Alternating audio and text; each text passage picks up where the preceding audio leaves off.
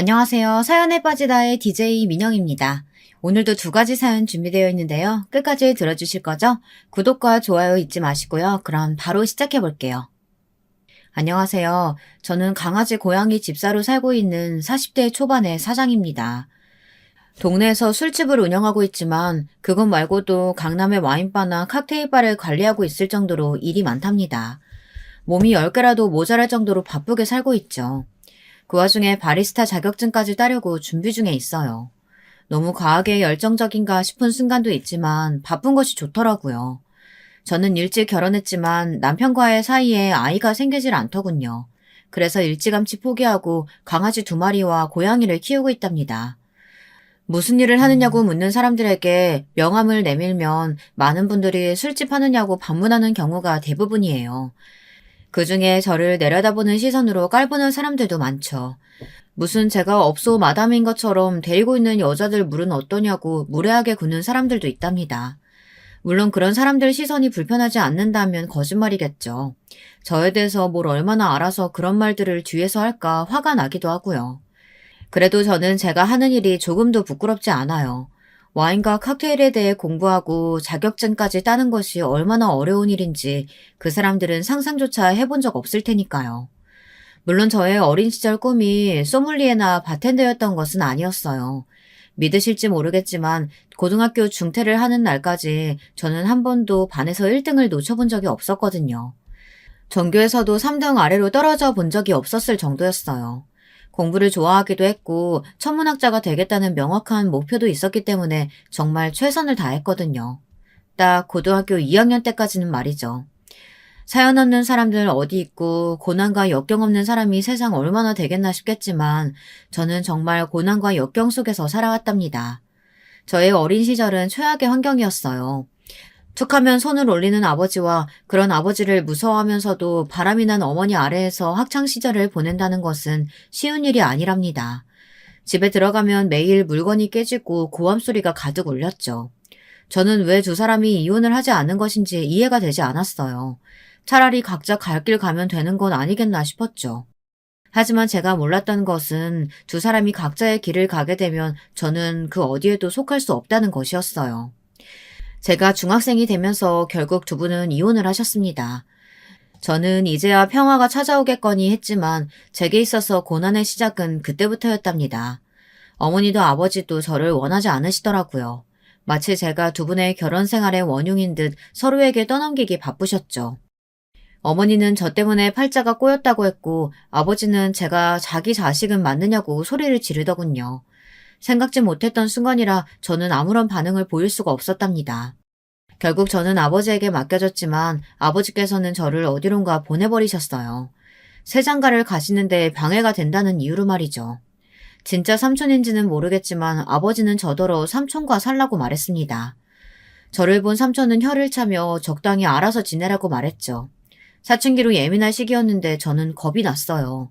갑자기 얼굴도 모르는 성인 남자와 한 집에서 지내라니 그게 말이 되는 소리냐고요. 하지만 삼촌은 아버지와는 전혀 다른 사람이더군요. 저에게 신경을 쓰지 않는 것처럼 보이지만 그래도 용돈도 주시고 식사도 챙겨주셨어요. 나중에 알았지만 삼촌은 아버지의 후배로 몸이 약해서 집에만 있는 사람이더라고요. 돈은 어디서 생겼는지 모르지만 생활에는 전혀 곤란함이 없어 보였죠. 저는 죽은 듯이 지냈어요. 저의 유년 시절을 통틀어서 가장 평화로운 시기가 아니었나 싶을 정도로 매일이 평범 그 자체였습니다. 그런 제 생활에 변화가 생긴 것은 고2 여름 삼촌이 돌아가시면서부터였어요. 삼촌은 제 앞으로 얼마간의 재산을 남겼지만 그 돈은 제가 성인이 되어서야 쓸 수 있도록 되어 있었죠. 제가 삼촌의 재산을 물려받았다는 소식에 달려오신 아버지는 헛걸음을 했다며 화를 내시고는 그냥 가버리셨어요. 졸지에 저는 혼자 세상에 덩그러니 남게 되었죠. 삼촌이 살던 집은 삼촌의 가족들이 멋대로 처분해버려서 잠잘 곳이 없던 저는 결국 학교를 그만두고 돈을 벌어야만 했답니다. 제가 부모 운도 없고 유년 시절 인생이 꽈배기보다 더 꼬여 있었지만 딱 하나 좋은 점은 있었어요. 사람 운이 좋다는 것이죠. 저는 하루에도 아르바이트를 3개, 4개씩 했었는데요. 그중 와인바에서 설거지를 하는 일이 제일 힘들었지만 마음은 편했어요. 제 사정이 불쌍했는지 사장님께서 직원 휴게소에서 살 수 있도록 배려를 해주셨거든요. 와인과 칵테일을 배운 것도 이때였는데요. 사장님은 제게 센스가 있으니 자격증을 따보라고 권해주시기도 하셨답니다. 물론 제가 고등학교 중퇴라는 이야기에 졸업장은 있어야 먹고 살지 않겠느냐며 공부하라고 시간을 빼주기도 하셨죠. 덕분에 자격증도 따면서 주방에만 있던 저는 22살을 기점으로 홀에 나와 서빙을 하기 시작했답니다. 아마 그분이 아니었다면 저는 지금의 삶을 살지 못했을 거예요. 다 그때의 인연 덕분이죠. 남편을 만난 것은 영화에서나 볼 법한 상황이었어요. 손님으로 왔던 남편이 홀에서 벌어진 난투극을 단번에 해결해 주었거든요. 사건의 발단은 술 취한 개자식이 수작을 걸었는데 그걸 못 참은 제가 따귀를 날려버린 것에서 출발했어요. 경찰을 부르기는 했지만 이 자식은 완전 줄을 놓았는지 아주 가게 물건을 다 부술 기세로 난동을 부렸거든요.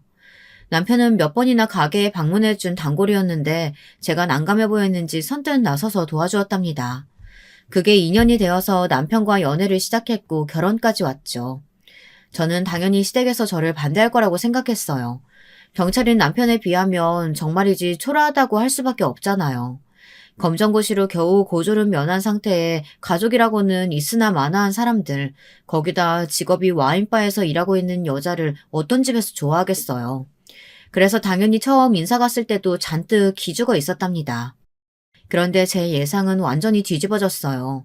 시댁에서는 아무런 편견 없이 저를 받아주시는 것은 물론 오히려 지금까지 바르게 잘 커준 것이 너무나도 자랑스럽다고까지 말씀해 주셨죠. 그 소리를 듣는데 주책이게도 눈물이 터져버리더군요.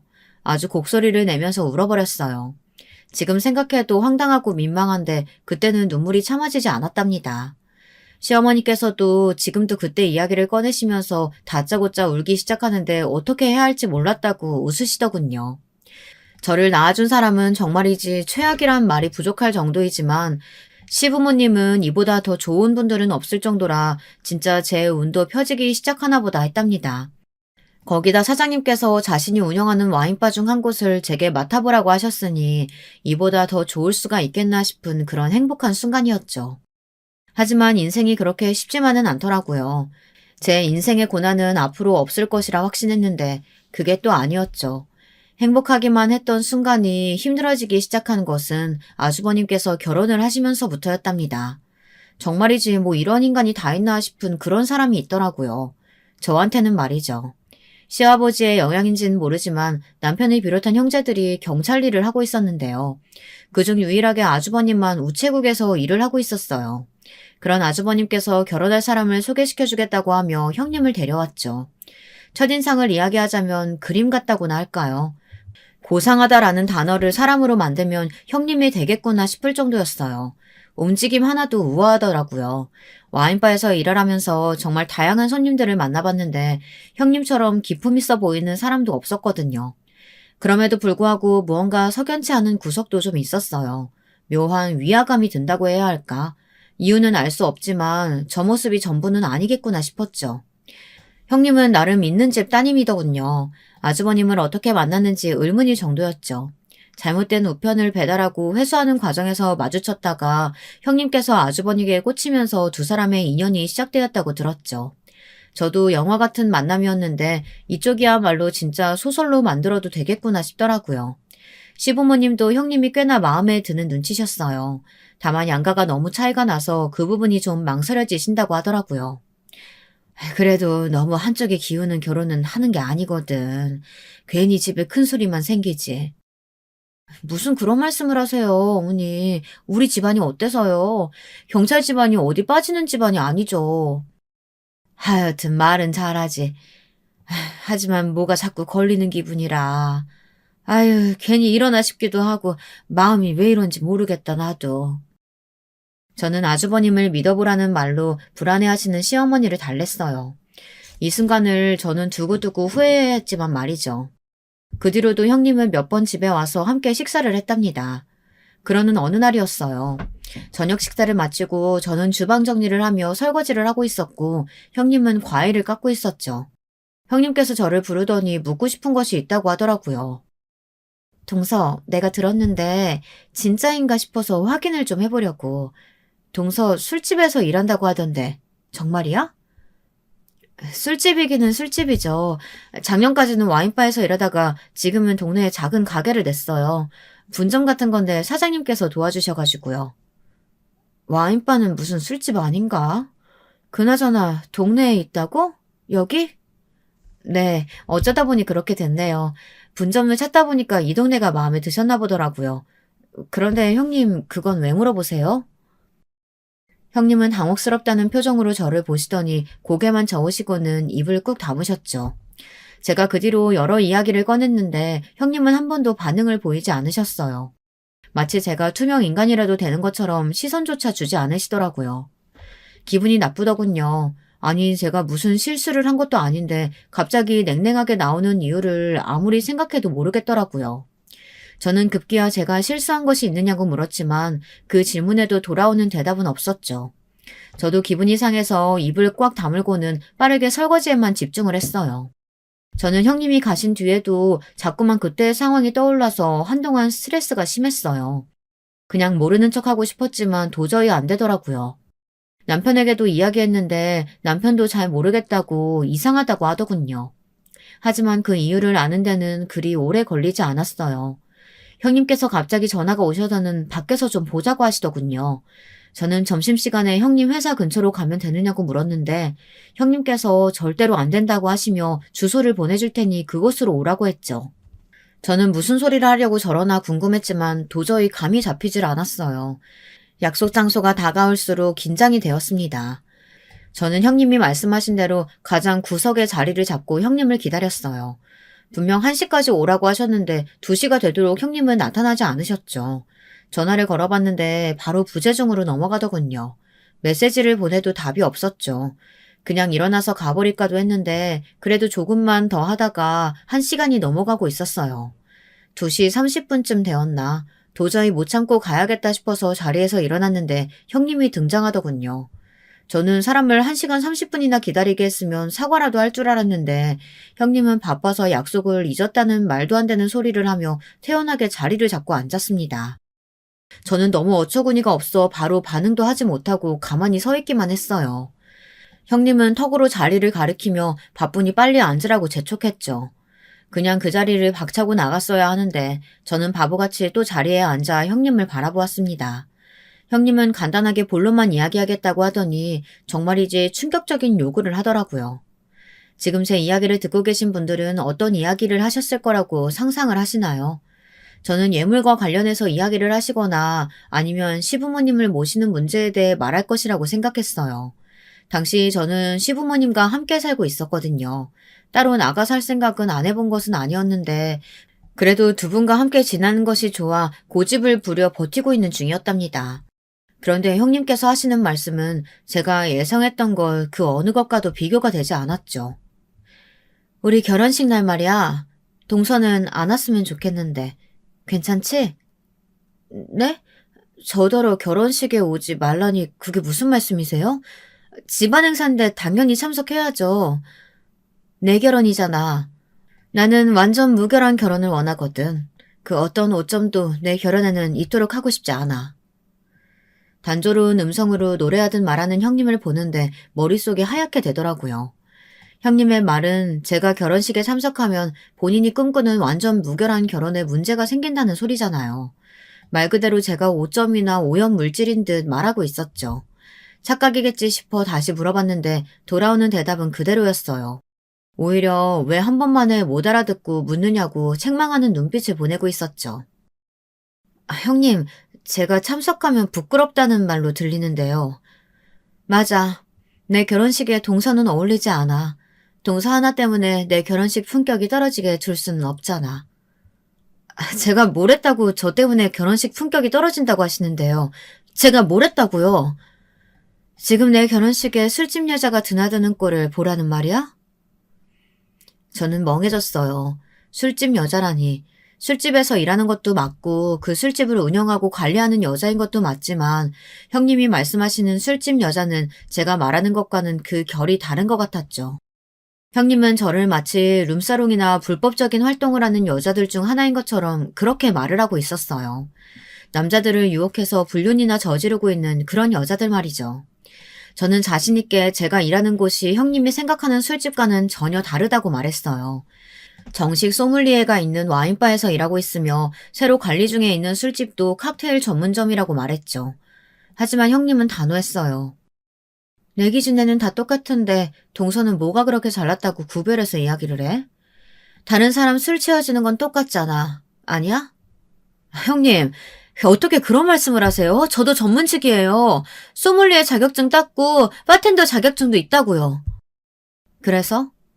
다시 말하지만 그런다고 해서 동서가 술집에서 일한다는 사실이 바뀌는 건 아니잖아. 더 이상 긴 말하고 싶지 않으니까 내 결혼식에는 안 오는 걸로 알고 있을게. 형님은 무슨 선고를 하든 말하고는 나가버렸죠. 저는 혼자 카페에 앉아 멍하게 천장만 바라보고 있었어요. 방금 무슨 일이 있었는지 모든 것이 꿈만 같았죠. 저는 몸이 아프다고 말하고는 집으로 들어갔어요. 시어머니께서는 쉬는 날도 아닌데 들어오는 저를 보고 당황하셨죠. 저는 몸살 기운이 있는 것 같아서 그냥 하루 쉬기로 했다고 말했고 시어머니께서는 걱정스러운 얼굴로 병원을 가자고 하셨답니다. 시어머니의 다정한 손길과 걱정스러운 목소리에 눈물이 날 것 같았어요. 저는 시어머니의 곁에 누워서는 시어머니의 허리를 껴안았습니다. 시어머니께서는 그런 제 머리를 쓰다듬어 주시더니 혼자서 끙끙거리지 말고 힘든 일이 있으면 언제든 말하라고 하시더군요. 낮에 형님과 있었던 일을 하나도 빠짐없이 다 이야기하고 싶은 충동이 들었지만 저는 입을 다물고는 가만히 시어머니의 손길에 눈을 꼭 감고 있었죠. 기분이 정리된 것은 그로부터 몇 시간이 흐른 뒤였어요. 시어머니께서는 제가 잠들 때까지 토닥이며 저를 챙겨주셨어요. 눈을 뜨니 벌써 저녁 시간이더군요. 오랜만에 집에 와서 저녁을 먹고 자료를 뒤적거리는 남편에게 이야기를 좀 하자고 했어요. 남편은 안 그래도 얼굴이 계속 나빠 보여서 걱정했는데 무슨 일이 있느냐고 물었죠. 아주버님 결혼식 말이야. 나 아무래도 그때 일이 있어서 못 갈 것 같아서. 일은 무슨 중요한 가족 행사에 당신이 빠진다는 게 말이 되는 소리야? 나도 사정이 좀 있어서. 사정은 무슨, 자기 빠진다고 하면 어머니랑 아버지 엄청 충격받으실 텐데. 당신 무슨 일 있어? 갑자기 왜 결혼식에 오지 않겠다고 해? 그냥 가게에 일이 좀 있어. 남편은 절대 제 말은 믿을 수 없다고 하며 솔직하게 이야기하라고 다그쳤어요. 형사의 감이라는 것인지 남편은 끝까지 저를 물고 늘어졌죠. 저는 결국 낮에 있었던 일을 털어놓을 수밖에 없었답니다. 이야기를 다 들은 남편은 벌떡 일어나 전화기를 찾더군요. 저는 지금 남편이 어떤 일을 하려고 하는지 단박에 눈치챘어요. 전화기를 찾은 남편을 막아서면서 절대로 안 된다고 말렸지만 남편은 어떻게 가만히 있을 수 있겠냐고 하며 이대로 그냥 넘어갈 문제가 아니라고 말했어요. 전화해서 뭐라고 하려고. 당신 일 키우지 말고 잠깐만 좀. 당신을 무시해도 정도가 있지. 지금 말이 되는 소리야? 이 상황이? 왜 사람들은 오라 오지 마라 하는데 형수님이 뭐라도 되는 것처럼. 남편은 좀처럼 진정하지 못하고 방을 서성거리며 절대 용서할 수 없다는 소리만 반복했어요. 괜찮지는 않았지만 분노로 가득 찬 남편의 모습을 보고 있자니 저도 모르게 괜찮다는 말이 나오더군요. 제 말에 남편은 더 많이 화가 난 것 같았어요. 당장이라도 형님에게 찾아가서 따지겠다는 남편을 겨우 진정시키고 나서 마음을 놓을 수가 있었답니다. 남편은 절대로 기죽을 필요 없다고 하더니 떳떳하게 자신과 결혼식에 가면 된다고 말하더라고요. 저는 남편의 그런 모습에 살짝 위안을 받았어요. 그래도 내 편이 여기 있다는 그런 느낌을 받았거든요. 일주일 정도 지났을까 형님이 집으로 오셨어요. 시어머니와 의논할 일이 있다고 하더군요. 이미 형님에게 마음이 상해 있던 저는 본 척도 하지 않고 묵묵히 저녁 준비를 했죠. 형님은 자신이 제게 무슨 소리를 했는지 까맣게 잊은 사람처럼 아는 척을 해오는데 어이가 없더라고요. 제가 반응이 없자 시어머니께서 둘 사이에 무슨 문제라도 있냐고 물어보셨지만 저는 대답하지 않았죠. 저녁 식사를 마치고 형님과 시어머니께서 이야기를 나누시는데 남편이 들어왔어요. 피곤한 얼굴로 들어온 남편은 형님을 보자마자 눈에 불꽃이 튀는 것처럼 반짝이더군요. 그리고는 제가 말리기도 전에 형님을 부르며 거실에 자리를 잡았습니다. 이야기를 나누던 형님과 시어머니도 TV를 보고 계시던 시아버지도 남편의 큰 소리에 당황하신 눈치였어요. 형수님, 이번 결혼식에 저희 부부더러 오지 말라고 하셨다죠? 네? 서방님, 무슨 소리세요? 제가 언제 그런 말을 했다고? 완벽한 결혼식을 위해서 우리 부부는 안 왔으면 좋겠다고 하셨다면서요. 제가 그 소리 듣고 얼마나 섭섭하던지. 아무리 그래도 그렇지 동생더러 형의 결혼식에 오지 말라고 말씀하시는 건 좀 너무한 거 아닙니까? 그게 무슨 소리냐? 큰애야, 너 정말 둘째네더러 결혼식에 오지 말라고 했어? 어머니, 그게 아니라 저는 그저 말 돌리지 말고 똑바로 얘기해봐라. 정말 오지 말라고 한 거야? 남편의 말 한마디에 초토화가 된 거실에서 형님은 어쩔 줄 몰라하며 저를 바라보더군요. 어떻게든 해보라는 눈빛이었지만 저는 고개를 돌렸죠. 시어머니께서는 대답을 못하시는 형님께 엄한 얼굴로 형제들끼리 우애가 얼마나 중요한데 그런 소리를 할 수 있느냐고 당장 사과하라고 하셨습니다. 형님은 절대 그런 말이 아니었다고 하며 자신의 의도를 오해한 것 같다고 변명을 했어요. 하지만 시어머니께서는 끝까지 저희 부부에게 사과를 하라고 하셨죠.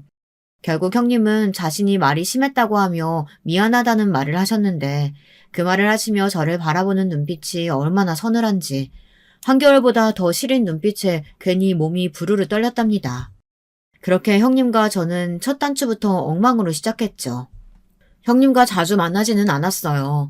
저와는 다르게 형님에게는 금방 아기 천사가 찾아왔고 안정을 핑계로 시댁에는 발길조차 하지 않았거든요. 다행이었죠. 서로 얼굴 봐서 좋은 소리 나올 사이는 아니었으니까요. 그럼에도 불구하고 형님이 어쩌다 한번 시댁에 오는 날에는 꼭 제 속을 뒤집어 놓고 가셨답니다. 임신 6개월 정도 지났을까? 입덧 때문에 고생했다던 형님은 이제 좀 좋아졌다며 시댁 제사 때 모습을 보였어요. 부른 배를 내선 뭐하러 왔느냐고 말씀하시는 시어머니의 표정도 무척이나 부드러워 보였죠. 형님은 임신 초기에는 너무 힘들었는데 이제는 좀 움직일만 하다는 소리를 하며 배를 쓰다듬더군요. 당시 아이를 갖고 싶어서 병원을 찾아다니며 노력 중이었던 저는 형님이 무척이나 부러웠답니다. 동서, 아직도 병원 다녀? 무슨 소식은 있고? 아직이요.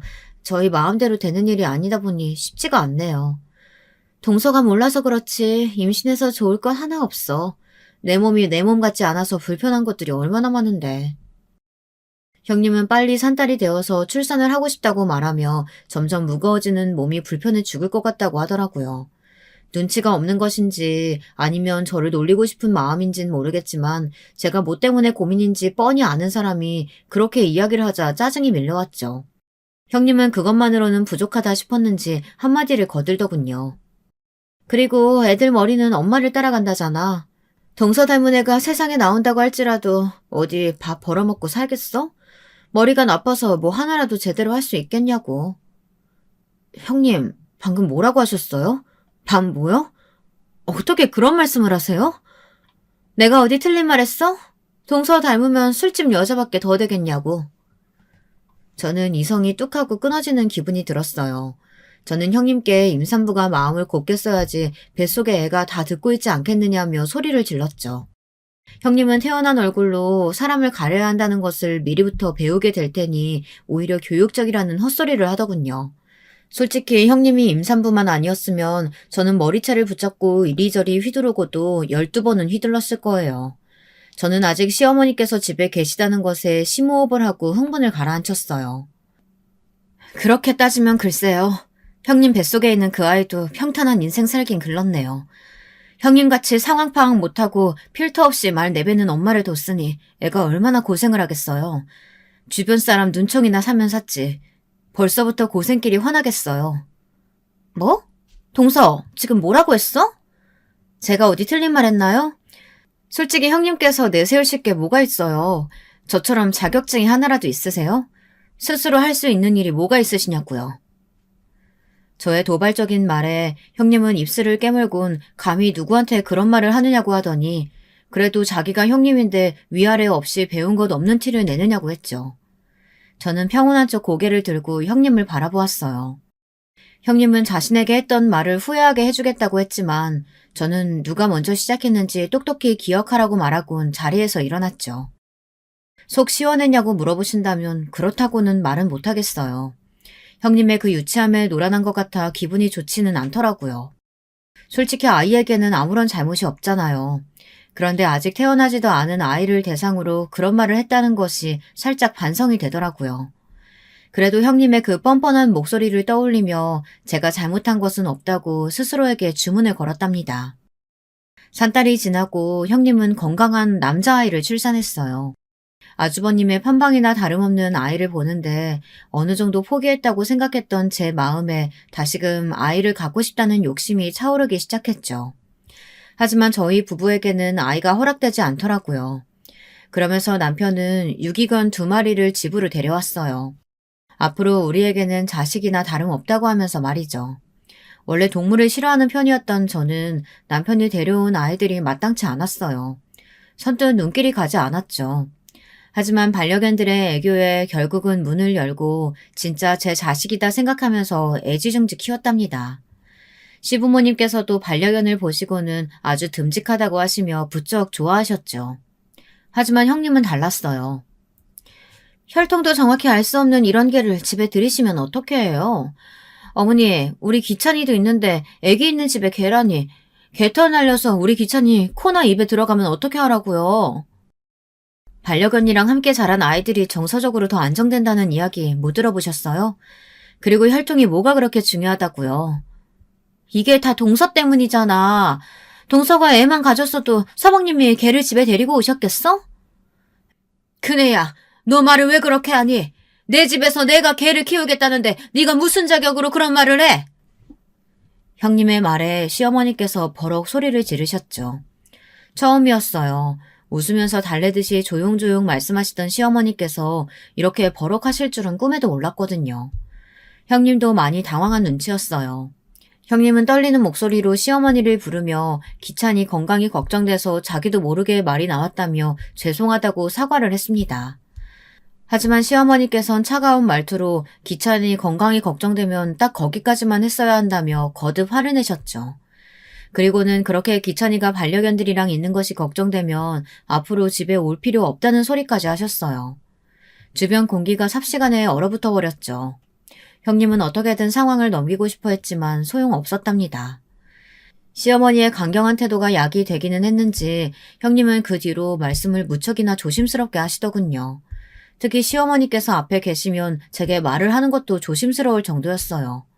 저야 스트레스 받을 일이 줄었구나 싶어 좋았습니다. 형님과는 그 뒤로도 많은 부대낌이 있었어요. 그나마 다행인 점이 딱 하나 있다면 8년 정도 형님네가 해외에 나가 있었다는 사실이죠. 원래 우체국에서 일하던 아주버님은 형님과의 결혼을 기점으로 우체국을 그만두고 형님네 집안의 회사로 들어갔거든요. 동남아시아가 주된 활동 무대이다 보니 해외 일정이 많더라고요. 결국 태국에 8년 정도 나가 있으셨죠. 1년에 한 번 형님을 볼까 말까 할 정도로 지내다 보니 형님에 대한 저의 원망이나 경계심이 많이 줄어들더군요. 물론 한 번씩 동서는 자식이 없어서 모르겠지만 이라는 말로 시작할 때면 잠을 못 이룰 정도로 화가 났어요. 형님이 그렇게 제 마음을 난도질하고 나면 하루 종일 우울하고 축 처져 있었죠. 괜히 남편에게 화를 내기도 하고 다른 사람들은 근처도 못 올 정도로 예민하게 굴기도 했어요. 그래도 남편과 반려견 덕분에 이겨낼 수 있었죠. 하지만 큰아이의 학교 문제로 형님네가 다시 한국으로 들어오면서 사건이 터지고 말았습니다. 정말 최악의 사건이었어요. 형님이 한국으로 돌아오신 뒤 저는 되도록 얼굴을 보지 않으려고 노력했어요. 무슨 소리로 제 속을 뒤집을지 생각하면 피가 거꾸로 솟는 기분이었거든요. 하루는 제가 집에서 쉬고 있는데 기찬이가 학교를 마치고 시댁으로 왔더군요. 제가 일에 빠져서 외출이 잦아 몰랐는데 최근 들어 시어머니께서 기찬이와 그 아래 동생 둘까지 애 셋을 돌보고 계셨더라고요. 형님은 도대체 뭐 하기에 애들을 다 시어머니께 맡겨둔 것이냐고 물었지만 시어머니도 잘 모른다고 하시더라고요. 잠깐만 봐달라고 해서 그러겠다고 했더니 요즘은 매일같이 아침에 데려다 놓고 가버린다고 하셨죠. 형님이 밖에서 일을 하는 사람도 아닌데 이게 무슨 경우인가 싶었지만 더 이상 알려고 했다간 괜히 싸움이 될 것 같아 입을 다물었습니다. 커피 마시면서 거실로 나오는데 기찬이가 저를 부르더군요. 숙모, 저 이거 하나만 알려주세요. 뭐? 숙제 중이었어? 학원 숙제인데요. 잘 모르겠어요. 저는 기찬이가 내민 문제집을 보고 깜짝 놀랐어요. 이제 초등학교 1학년인 기찬이가 내민 문제집은 초등학교 5학년 내용이었거든요. TV에서 수학 선행에 대해 말들이 많더니만 기찬이가 그 주인공일 거라고는 생각지는 못했던 저는 도대체 얼마나 일찍 공부를 시작한 것이냐며 속으로 중얼거리며 기찬이가 물어본 문제를 설명해 주었어요. 기찬이는 학원 선생님보다 더 설명을 잘해주는 것 같다고 저한테 몇 가지 더 물어보았죠. 오랜만에 수학을 봐서 그런가 저도 기분이 좋았어요. 수학은 제가 제일 좋아하고 자신 있는 과목이었거든요. 기찬이는 앞으로 숙제는 저랑 해야겠다는 달콤한 말까지 하며 활짝 웃는데 마음 한쪽이 따끔거리더라고요. 형님이 그날만큼 부러웠던 적이 없었답니다. 이렇게 착하고 예쁜 자식이 있다니 하고 말이죠. 기찬이는 그 뒤로도 제가 있을 때면 수학 숙제를 가지고 와서 물어보았어요. 저 역시 열심히 기찬이가 이해하기 쉽도록 설명을 해주었고요. 사건이 있었던 그날도 기찬이에게 수학을 알려주고 있었어요. 기찬이와 머리를 맞대고 앉아 한참 문제를 풀고 있는데 갑자기 손이 쑥 들어오더니 문제집을 낚아채가더라고요. 언제 들어왔는지 향수 냄새를 풀풀 풍기는 형님이 문제집을 넘겨보며 저와 기찬이를 번갈아 바라보고 있었죠. 저는 언제 들어오셨냐며 인사를 했지만 형님은 대답하지 않으셨어요. 대신에 저와 기찬이가 한창 풀었던 문제집을 바닥에 찢어버리셨어요. 종이가 찢어지는 날카로운 소리가 울렸어요. 황당한 저는 무슨 짓이냐며 형님에게 물었죠. 송기찬, 너 지금 숙제 스스로 안 하고 뭐 하는 짓이야? 그리고 궁금하면 학원 가서 물어야지. 지금 누구한테 물어보는 거야? 물어볼 사람이 그렇게 없어? 형님, 기찬이한테 왜 소리를 지르고 그러세요? 수학 숙제하다가 모르는 문제 생겼다고 해서 좀 봐준 걸 가지고 그렇게 소리 지르실 일은 아니잖아요. 동서는 끼어들지 말고 가만히 있어. 내가 지금 기찬이 훈육하고 있잖아. 동서가 뭘 한다고 끼어들기를. 이게 무슨 훈육이에요. 억지지. 기찬이가 답지를 보고 적은 것도 아니고 저랑 같이 공부하고 있었을 뿐인데 그게 무슨 큰 잘못이라고 소리를 지르시냐고요. 동서 따위한테 물어보고 있는데 그럼 그게 잘못이 아니야? 형님의 외침에 저는 그 자리에 굳어버렸어요. 어린 기찬이 앞에서 그런 말씀을 하실 것이라고는 생각지 못했거든요. 형님은 그렇게 말씀하시고도 화가 풀리지 않는지 문제집을 바닥으로 던지고는 밟기 시작하셨어요. 그리고는 저를 바라보며 잊을 수도 없는 말을 내뱉으셨죠. 천박한 연주제 지금 누굴 가르쳐? 고등학교도 졸업 못해서 검정고시나 본 주제에 그 얄팍한 머리로 우리 기찬이한테 뭘 가르쳐줄 수 있다고 나대는 건데 고작 동서가 가르칠 게 술 팔고 웃음 파는 거밖에 더 있어? 형님, 말이면 단줄하세요? 머리가 나쁘세요? 제가 술 팔고 있긴 하지만 형님이 말씀하신 것과는 전혀 다른 일이거든요.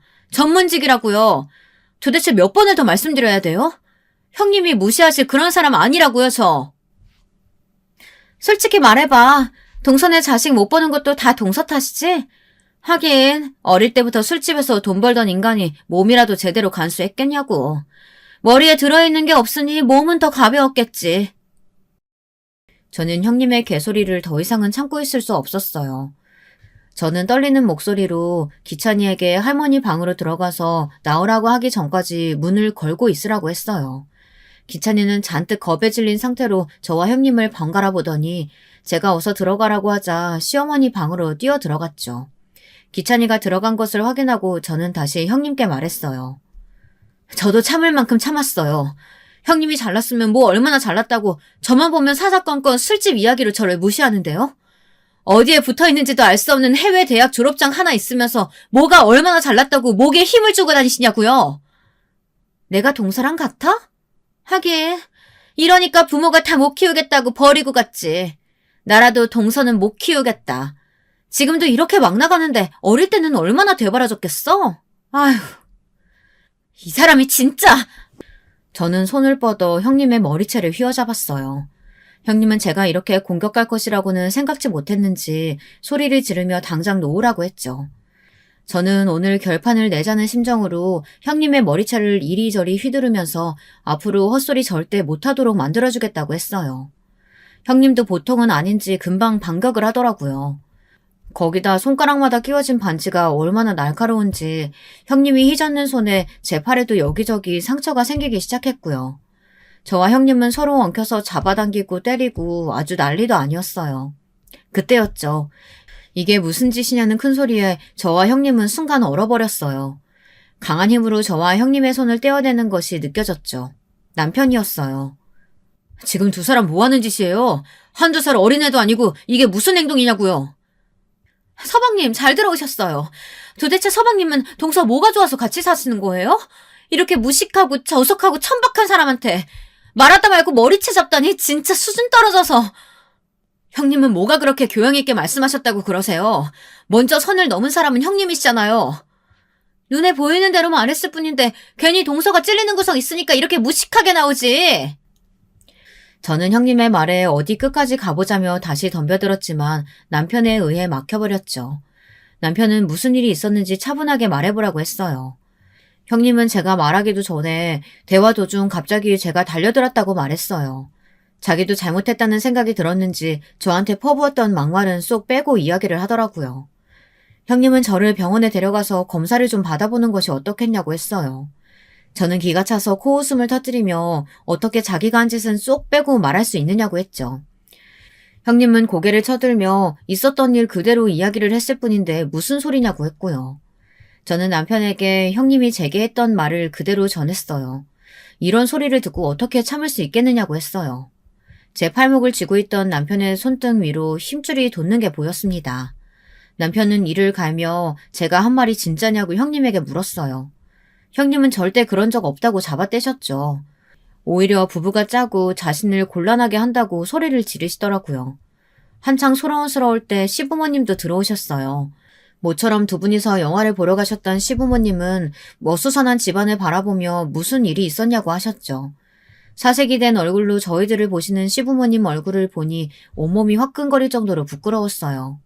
시아버지께서는 다 큰 어른들이 뭐하는 짓이냐고 호통을 치셨죠. 어머님, 아버님, 아무리 제가 싫어도 그렇지 동서랑 서방님 둘이서 저를 이렇게 핍박해도 되는 거예요? 여기 좀 보세요. 이거 다 동서가 만든 것들이라고요. 그런데 서방님이 들어오셔서는 제 말은 믿지도 않고 동서랑 편대가지고 저를 몰아가잖아요. 아니, 이게 다 무슨 일이야. 세상에 머리가, 손은 또 왜 그렇고. 둘째야, 너도 마찬가지야. 아니, 팔에 이 상처는 다 뭐니? 둘이 싸우기라도 했어? 동서가 다짜고짜 제 머리부터 잡잖아요. 어머니, 제가 진짜 서러워서. 원인 제공을 누가 했는데 지금. 보세요. 저한테 덤벼드는 꼴을요. 동서가 어떻게 저한테 이럴 수 있냐고요. 피해자인 척 눈물을 보이는 형님을 보는데 가증스럽더라고요. 온몸에 벌레가 기어다니는 기분이었어요. 시어머니께서는 곤란한 얼굴을 하시며 한숨을 내쉬고 계셨죠. 형님은 제가 무서워서 도저히 못 살겠다고 하더니 결혼 초기부터 제가 자신을 시샘해서 괴롭혔다는 말도 안 되는 소리를 늘어놓았죠. 시어머니께서는 이제 그만하고 상처를 치료하자고 하셨지만 형님은 저 때문에 무서워서 집에 가야겠다고 앞으로 제가 있는 동안은 오지 않겠다며 손자들 보고 싶으시면 저를 내보내든지 아니면 자기 집으로 오란 말을 하더라고요. 너무 어처구니가 없어서 형님한테 한 소리 하려고 하는데 시부모님 방문이 열리면서 기찬이가 고개를 내밀더라고요. 기찬아, 동생들은 자니? 너 나가서 엄마 차 타고 있어. 엄마는 동생들 데리고 갈 테니까. 엄마는 거짓말쟁이야. 학교 선생님이 거짓말은 나쁜 거라고 했는데 엄마는 그럼 나쁜 사람이야? 기찬아, 갑자기 무슨 소리야? 꿈 꿨어? 엄마가 나중에 상대해줄 테니까 지금은 엄마 말 듣고 가방 챙겨서 나가 있어. 학원 갈 시간이잖아. 엄마가 먼저 숙모한테 천박하다고 그랬잖아. 나 숙제 가르쳐주셨던 거 다 찢어버리고 소리 질렀잖아. 그런데 왜 숙모가 나쁜 사람이라고 해? 숙모는 좋은 사람이야. 학원 선생님보다 100배 1000배는 더 똑똑하고 모르는 것도 없는데. 엄마는 왜 거짓말해? 왜 숙모 아프게 해? 기찬이의 순수한 질문에 모든 시선이 형님에게 집중되었어요. 형님은 허둥거리며 기찬이의 입을 손으로 강하게 막더니 나가 있으라는데 왜 말을 안 듣느냐고 했죠. 어찌나 강한 힘으로 입을 막는지 기찬이의 얼굴이 삽시간에 붉어지더라고요. 저는 기찬이에게 무슨 짓이냐고 소리를 질렀지만 형님 귀에는 들리지 않는 것 같았습니다. 억센 힘으로 기찬이를 밖으로 밀어내는 형님을 막기 위해 나서려는데 저보다 남편이 한 발 빠르더라고요. 잽싸게 형님의 손목을 낚아챈 남편은 어딜 빠져나가려고 하느냐고 외쳤고 발버둥 치는 형님을 단박에 제압했죠. 베테랑 형세 앞에서 형님은 종이장처럼 이리저리 휘두려질 수밖에 없었고요. 저는 기찬이를 서둘러 안아들었습니다. 기찬이 말이 다 사실이냐? 그래 너 정말 그렇게 말했어? 정말 애가 보는 앞에서 책 찍고 소리 질렀냐고? 아버님, 그건 기찬이가 동서한테 사주받고. 말이 되는 소리래! 저 어린 것이 사주받다니, 지금 장난해? 내가 전에도 말했잖니. 서로 말 조심하고 살자고. 근데 그걸 아직도 못 고치고 애 앞에서. 에휴. 시부모님께서는 길게 한숨을 내쉬셨어요. 안에서는 기찬이 동생들이 우는 소리가 밖으로 새어나왔죠. 시어머니께서는 허둥거리며 방으로 들어가셨고 저는 기찬이에게 들어가서 기다리라고 말했어요. 남편은 기찬이가 들어간 것을 확인하고 나서야 형님의 팔을 놓아주었고요. 형님은 중심을 잡지 못하고 그대로 바닥으로 쓰러졌어요. 우리 그이가 이 사실 알면 가만히 있을 것 같아요? 우리 집은? 내가 어떻게 나올 줄 알고 이렇게 하세요, 서방님? 뭘 어떻게 하시게요? 왜요? 제 출세길이라도 막아보시게요? 어디 할 수 있으면 해보세요. 틀린 말 한 것도 아닌데 다들 왜 저한테 난리세요? 동네에서 술이나 파는 년 말보다 제 말을 믿으셔야 되는 거 아니에요? 형님의 말에 시아버지께서는 충격을 받으신 것 같았어요.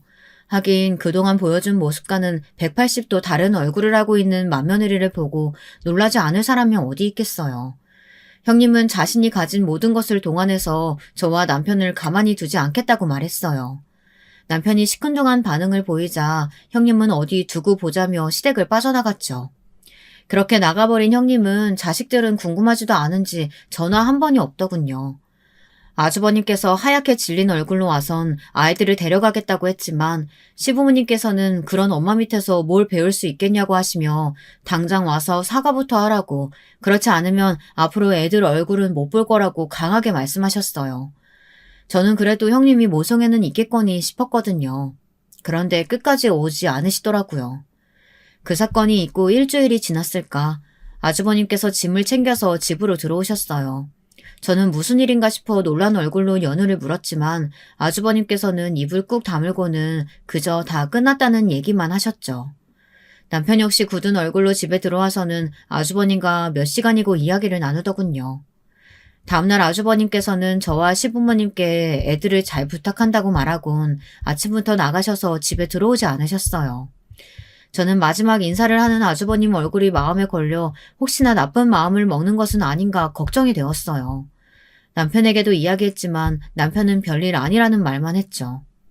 이런 제 걱정과 궁금증은 며칠 뒤 까칠한 얼굴로 돌아온 아주버님을 통해 해결이 되었습니다. 사실 남편이 그날 형님 앞에서 시큰둥했던 것은 이유가 있더군요. 형님이 태국에서 들어오시면서 집중력 향상에 도움이 된다는 약을 가지고 들어오셨는데 그게 마약의 일종이라고 하더라고요. 그 약으로 여기저기 돈 있는 집의 자식들 교육 목적으로 먹이면 좋다고 팔았는데 그게 문제가 되었던 것이었어요. 그 중에 한 아이가 알레르기 반응으로 병원에 입원했는데 그 집이 하필이면 남편의 상사였던 것이죠. 그 일로 형님에 대해 수사를 진행하고 있었던 터라 남편은 형님에게 남은 길이 얼마 되지 않는다는 것을 알고 있었던 것이었습니다. 저는 왜 그런 이야기를 하지 않았느냐고 물었지만 남편은 좋은 이야기도 아닐 뿐더러 비밀리에 움직이고 있었기에 말을 할 수 없었다고 했죠. 그런데 문제는 더 있었어요. 형님의 주변을 파기 시작하다 보니 아주 온갖 범죄들이 줄줄이 밝혀졌다는 것이죠. 형님에 관해 우리가 알고 있던 사실들 그 어느 것 하나 진짜가 없더라고요. 친정 식구라고 소개시킨 사람들도 다 아르바이트로 고용된 사람들이었고 아주버님이 일하는 회사는 방패막이로 세워둔 것일 뿐 진짜는 따로 있었죠.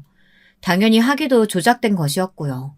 형님이 실제로 하던 일은 마약을 영양제처럼 가공해서 들여오는 것과 젊은 남자들 여럿을 두고는 그 사람들을 통해 돈 많은 집 여자들에게 잠자리를 주선하고 돈을 받는 것이 대표적이었어요. 태국에서는 여자들을 고용해 한국에서 여행 온 관광객들을 대상으로 같은 행동을 했고요. 이야기를 듣는데 온몸에 소름이 돋더군요. 형님이 저더러 술집 여자라고 그렇게 손가락질을 하시더니 본인이 하는 일이야말로 진짜 마담이자 포주였던 것이었죠. 제게 결혼식에 오지 말라고 했던 것도 혹시나 제가 자기 직원들 중 하나라도 알아볼까 싶어 걱정이 되었기 때문이더라고요. 아주버님께서는 이 모든 정황에 대해 공범이냐 아니면 이용을 당한 것이냐를 두고 검찰 조사를 받아야 했는데 그 때문에 아주버님께서 자리를 비우셨다고 하더군요. 정말이지 세상이 넓은 만큼 미친 인간도 많다는 소리가 납득이 되는 순간이었어요. 그 뒤로 어떻게 되었느냐. 당연히 형님은 구속 조치가 되었고 두 분은 이혼을 하셨죠. 아이들은 여전히 시댁에서 맡아 키우고 있고요. 주변에서는 아이들 유전자 검사라도 해야 하는 것 아니냐고 하셨지만 아주버님께선 이 아이들은 누가 뭐라고 해도 자기 자식이라고 선을 딱 그어버리셨어요. 저는 형님이 왜 우리 아주버님과 결혼을 했을까 진짜 궁금해요. 아니, 경찰 집안인 것을 모르고 있었던 것은 아닐 텐데 무슨 배짱으로 결혼을 했나 싶더라고요. 진짜 아주버님을 사랑했을 수도 있고 아니면 경찰 인맥 덕을 좀 보려는 계획일 수도 있겠죠. 어느 쪽이든 무슨 상관이겠습니까? 결론은 형님이 앞으로 차디찬 곳에 갇혀 살아야 한다는 것인데 말이죠. 마지막까지 들어주셔서 정말 감사드립니다. 여러분, 두 번째 사연 시작하기 전에 좋아요, 구독 꼭 눌러주실 거죠? 그럼 두 번째 사연 바로 시작합니다. 혈연이라고 해서 반드시 마음이 잘 통하고 끈끈한 관계인 건 아닌 것 같아요. 특히 물질 만능주의가 팽배한 요즘 시대에는 더욱 그렇고요. 그러나 기본적으로 가깝고 밀접한 관계라는 것, 그렇기에 배신이나 불화가 더욱 가슴 아프다는 것도 사실인 것 같아요. 많은 생각이 드는 이번 사연입니다. 안녕하세요. 사연 영상 보는 것을 일상의 한 가지 즐거움으로 삼은 여자입니다. 제가 나이를 꽤나 먹은 사람인데 대뜸 이렇게 사연을 보내봐도 되는 건지 모르겠지만 나이 드신 분들도 사연에 빠지다의 이야기를 종종 보내시는 것 같아서 저도 동참을 해볼게요. 여러분도 그러시나요? 저는 아무렇지 않게 그저 하루하루를 살던 와중에 문득 옛날 일이 떠오를 때가 있어요. 그 떠오르는 옛날이 저의 유년 시절일 때도 있고 나름의 청춘이랍시고 가장 빛났던 20대일 때도 있고 결혼 후에 처음 겪었던 고비일 때도 있고 뭐 그렇습니다. 그런 상념에 잠길 때면 다시는 그 옛날이 저에게로 돌아오지 않는다는 것 또한 실감이 돼서 한없이 서글퍼지곤 해요. 지나간 세월마다 분명히 저는 그 안에 있었건만 추억만 한가득 쌓은 채로 저라는 사람은 무엇 하나 대단한 점 없이 그저 나이만 들어버렸다는 게 스스로 부끄러울 때도 있네요. 잘 쳐봐야 서민층이라고 할 수 있는 수준의 집안, 3남매 중에 어정쩡한 둘째, 외모도 머리도 받쳐주지 않았던 인물이 바로 저였습니다. 타고난 것이 별 볼 일 없다면 노력이라도 따라주었어야 맞는 거겠죠. 하지만 제가 인생을 살아보니까 핑계를 대고 싶은 점은 노력이라는 건 역시 어찌 보면 재능의 영역이라는 사실이에요. 굉장히 특별한 계기를 거치지 않은 다음에야 그 노력이라는 게 갑자기 잘 발동되기란 쉽지 않은 법이더라고요. 할 일 없이 꿈만 가득한 10대 소녀였어요. 쥐뿔 가진 것도 없었고 아무런 보장도 없었건만 허황된 꿈 하나만은 컸던 것 같아요. 그러니까 성인이 되었을 때 제가 실망이 컸던 거겠죠. 어른이 되면 내 인생에 뭔가 재밌는 일이 벌어질 줄 알았는데 아니었어. 어제가 오늘이고 오늘은 내일이 되겠지. 난 정말 특별하지 않은 사람이구나. 특히 대학을 다니는 여자애들, 화려하게 꾸미고 다니는 여자애들하고 저의 처지가 확 비교되기 시작하면서부터 제가 주눅이 들었어요. 저희 집안이 경제력으로 어렵다는 점, 제가 오빠랑 남동생 사이에서 이리저리 치이며 부모님께 덜 아픈 손가락으로 살아온 게 저의 착각이 아니라 진짜였다는 점, 이런 것들이 명확해지더라고요. 남들보다 돈을 조금 덜 받는 직장이나 다니면서 하루하루 이렇게 살 거면 연애라도 제대로 해야 한다는 강박이 생겼었죠. 몇 없는 친구들을 얼마나 졸라대는지 몰라요. 도대체 제 주변에는 남자가 없었으니 친구들에게 부탁하는 수밖에 없었네요. 대학 다니던 친구 하나가 저한테 남자를 무려 4번이나 소개시켜주기도 했었는데요. 지금 생각하면 낯부끄럽게도 그 남자들하고는 전부 안 됐었습니다. 단 한 명하고도요. 또 다른 친구가 소개해줬던 남자하고도, 그리고 직장에서 알게 된 분이 저한테 소개해줬던 남자하고도 전부 관계가 흐지부지했었죠. 두어 번씩 만나다가 끊겼어요. 제 사촌동생이 이런 말을 했었는데요. 만약에 스마트폰이 그 당시에 있었다면 사람 인연이 다 바뀌었을 거라고요. 예전엔 연락을 주고받을 수 있는 수단이 너무 한정되어 있었기에 마음이 있어도 어쩔 수 없이 스쳐간 인연들이 많았다는 얘기였죠. 하지만 저는 과연 그때 스마트폰이 있었다 해도 제가 그 남자들하고 잘 될 수 있었을까 의문이 들었답니다. 왠지 다들 저의 진짜 배기 인연은 아닌 것 같았으니까요. 사실 제가 일을 하다가 어떤 남자를 짝사랑하게 돼서 가슴앓이를 1년 넘게 한 적이 있었는데 그 남자가 근무지를 옮기다 못해서 어떤 다른 여자랑 교제까지 시작하는 바람에 제가 시작도 못해보고 장렬히 실연을 당했습니다. 여기까지 왔을 때 제 나이가 20대 중반이었어요. 이러다가 나는 그냥 영영 연애 따위는 제대로 못하려나 보다. 나중에 떠밀리듯이 선자리에나 나가게 되겠지. 그 이전에 오빠가 결혼한다 그럴 테고 나는 쥐꼬리보다 못한 돈을 모아놓은 것도 그때 전부 다 빼앗길 게 틀림없어. 인생 한번 허무하게 돌아간다. 왠지 자포자기의 심정이 들고 말았던 저였네요. 그런 생각을 하고 난 이후 정확히 몇 달 뒤였는지 기억이 안 나는데 아무튼 저도 기대도 안 했던 남자친구를 사귀게 됐습니다. 포장마차에서 핫바를 사 먹었던가 아니면 다른 거였던가 그런 걸 먹다가 만났습니다. 제 옆에 있길래 같이 이런저런 대화를 나눴고 왠지 느낌이 좋았어요. 음식이 코로 들어가는지 입으로 들어가는지 모르겠다는 표현은 괜히 나온 게 아니었죠. 얼굴이 잘생긴 것도 아니고 목소리가 근사한 것도 아니었는데 왜 그렇게 설레는지 모를 일이에요. 대화가 즐겁더라고요. 그렇게 시작된 인연이 결혼까지 갈 줄 몰랐기 때문에 제가 부담 없는 마음으로 남편을 만날 수 있었던 걸지도 모르겠어요. 휴대폰이 어딨나요? 그저 시간을 정해다가 서로 집으로 전화했어요. 집 전화니까 밤늦은 시간엔 전화하기 곤란해서 아침이 될 때까지 기다려야 했던 그 수많은 밤들을 기억합니다. 약속을 정하는 건 주로 데이트가 끝나고 헤어지면서 다음 약속을 미리 정했었죠. 지금 우리나라엔 카페가 천지빛깔이죠? 그런데 옛날부터 우리나라에 커피숍 많았다는 건 나이 드신 분들이라면 잘 아실 거예요. 그때도 커피 마실 땐 많았답니다. 남편하고 커피숍에서 데이트도 자주 했고 특히나 약속 장소를 커피숍으로 잡는 연인들이 많았기에 저희도 그렇게 했었죠. 커피숍으로 전화해서 파란색 잠바 입은 손님 찾는다 이런 식으로 상대를 찾기도 했었고요. 또박또박 글자를 눌러 쓴 편지도 많이 썼었어요. 지금은 찾아보기 힘든 낭만이 그땐 있었네요. 순수한 감정이 있던 시절이었죠. 남편이랑 연애에 그치지 않고 결혼까지 했기 때문에 이런 추억들이 고스란히 공유될 수 있어서 그게 지금에 와서 보니까 또 하나의 행복이었던 것 같아요. 인생이 생동감 넘치는 20대로만 되어 있다면, 기쁨과 즐거움만 담겨 있다면 삶이란 건 다채롭지 않았겠죠? 안타깝게도 인생은 정말 희로애락이더라고요. 노여움과 슬픔 또한 함께 담겨 있는 법이었어요. 적어도 저에게는 그 법칙이 적용됐답니다. 남편하고 결혼하기 전에 제 친정 오빠가 먼저 장가를 갔는데요. 아니나 다를까 제가 막연히 예상했던 것처럼 저한테 돈을 요구하더라고요. 너는 네 오래비 장가 가는데 돈도 어찌 안 보태냐? 네가 대학을 다닌 것도 아니고 여태까지 계속 돈 벌기만 했는데 남매 간의 우애가 이 정도밖에 안 돼?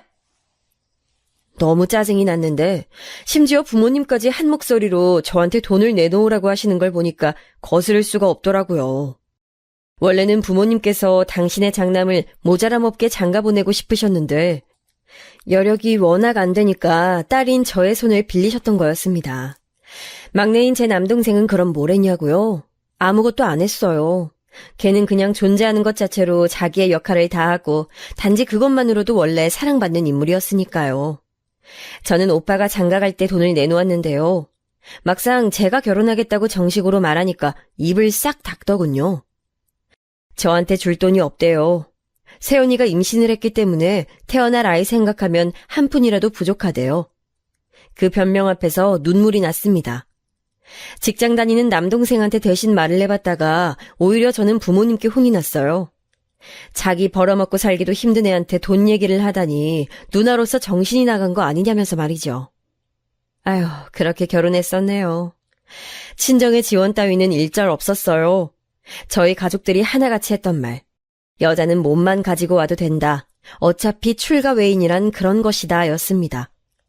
지독하게 꽉 막혀 있었던 집안이었네요.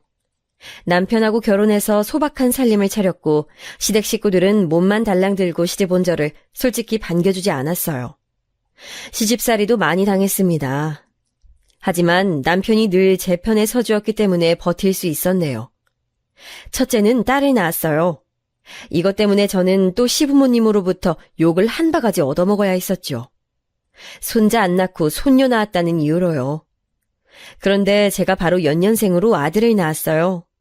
그땐 무척 기뻐하셨죠. 기분이 이상했습니다. 내가 집에서 딸이라고 차별당하며 살아왔는데 이걸 내 자식들에게도 되물림한다고? 그건 있을 수 없는 일이야. 시댁의 가풍을 제가 꺾을 수는 없었어요. 그래서 저희는 아예 시댁하고 먼 곳으로 이사를 가버렸습니다. 전적으로 저의 뜻이었고 남편이 무리를 해가면서까지 제 원을 들어줬어요. 저는 그때부터 시댁에서 미운 털 제대로 박혔죠. 그러거나 말거나 저는 저희 가족 네 식구끼리 단란하게 살면 최고라고 생각했네요. 무조건적인 사랑만 주면서 애들을 키웠어요. 그런데 제가 너무나도 부족한 엄마였나 봐요. 남매는 사춘기를 지나면서부터 사이가 완전히 틀어져 버렸습니다. 서로의 존재를 싫어했죠. 특히나 딸은 공부도 아들보다 더 잘했고 여러모로 똑똑했기에 수준 낮은 친구들과 어울려 놀며 저급한 것들을 좋아하는 자기 동생을 얕잡아 봤어요. 상대할 가치도 없다 그랬죠. 저는 아들이 가여워서 혼내지도 않았습니다. 아들은 열등감이 강한 아이였기에 잘난 자기 누나를 잔뜩 원망했거든요. 그래서 저라도 아들을 무조건 품어줬던 거예요. 제 실수였네요. 아들은 자기 멋대로 구는 사람이 돼버렸고 특히나 대학 시절을 잘못 보내서 성격이 망가져버렸어요. 컴퓨터 게임이라는 것을 시작하고 나서는 다혈질적인 면모도 강해졌고요.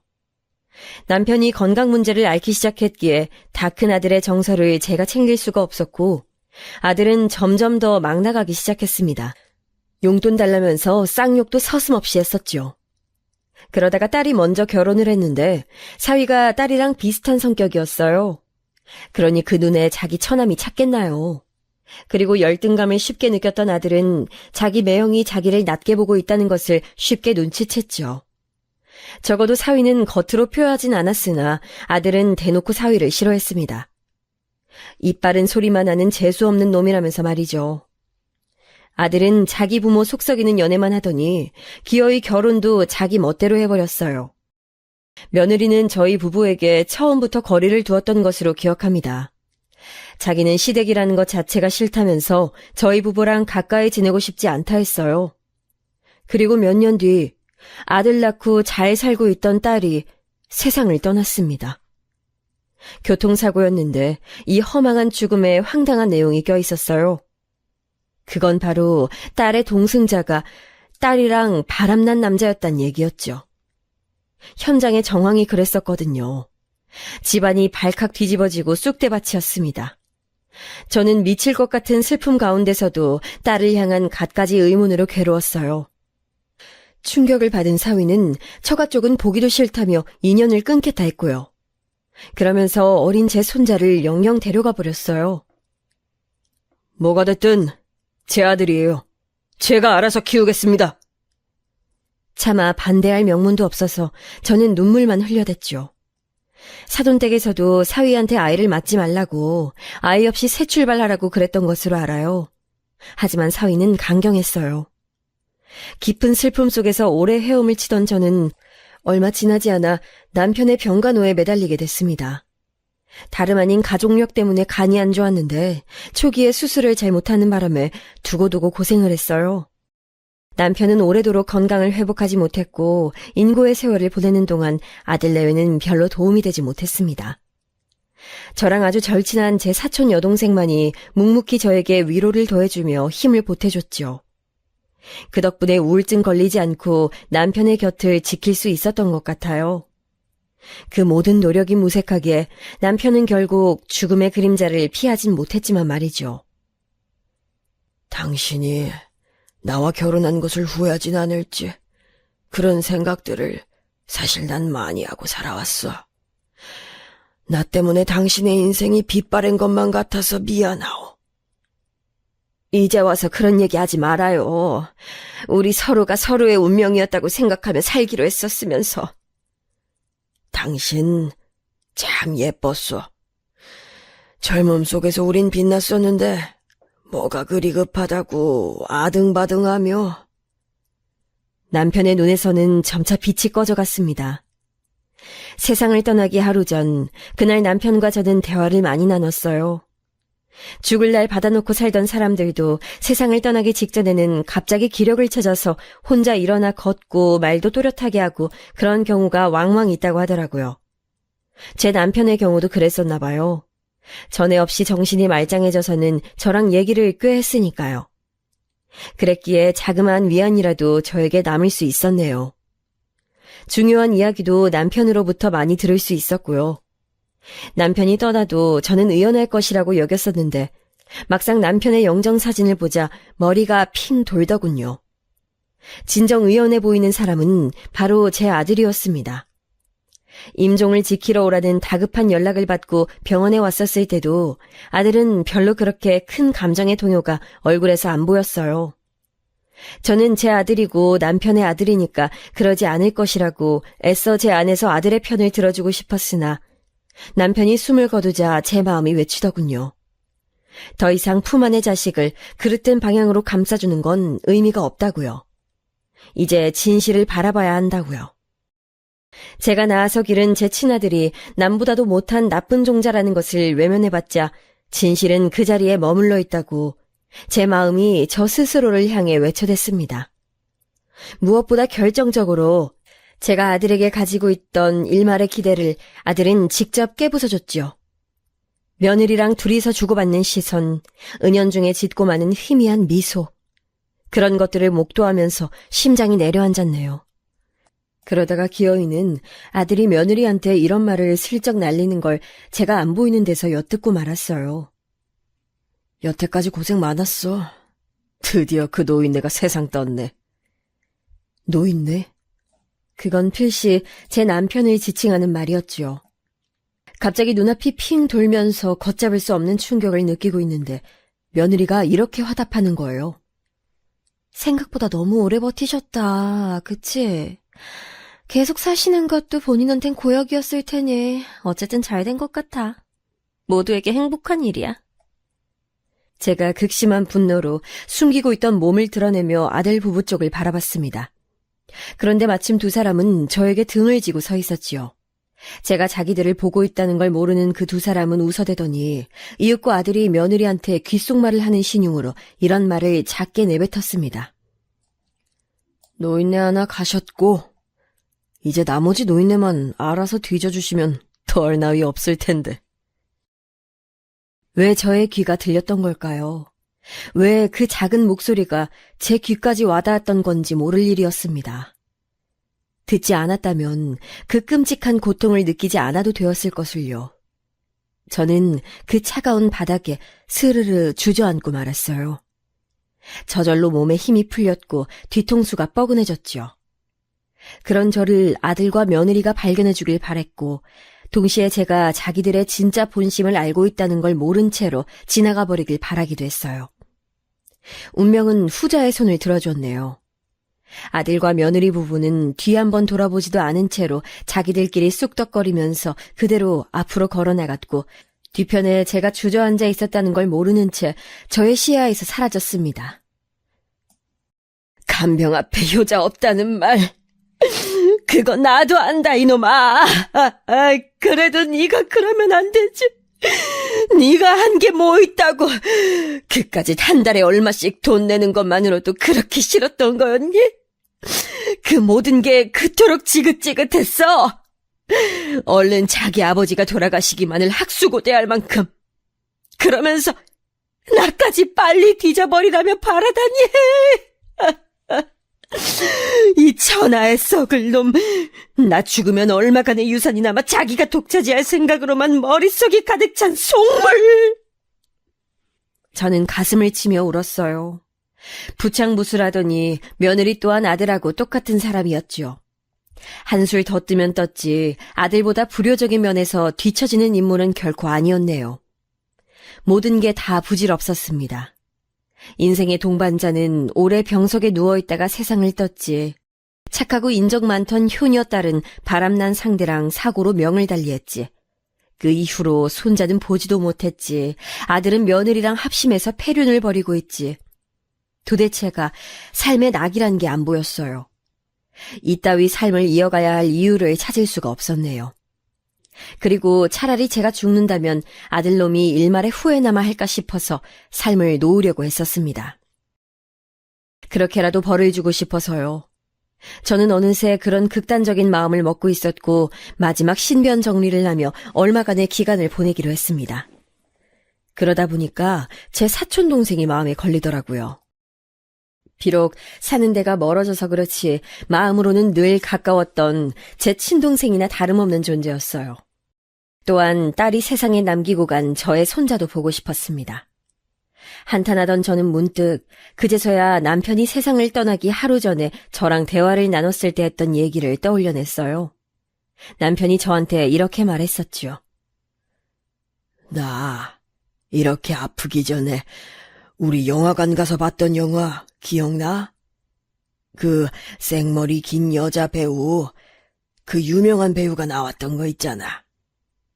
우리가 지금은 비록 이렇게 지낸 지 꽤 됐지만 예전에 봤던 영화가 한두 편이오. 생머리 긴 여자 배우는 또 얼마나 많은데. 아, 잠깐만. 혹시 전지현이? 전지현이가 나온 영화 말하는 건가? 머리 길고 키 크고 그 늘씬한 여자 말하는 거 맞지요? 그래, 맞아. 그 이름이었네.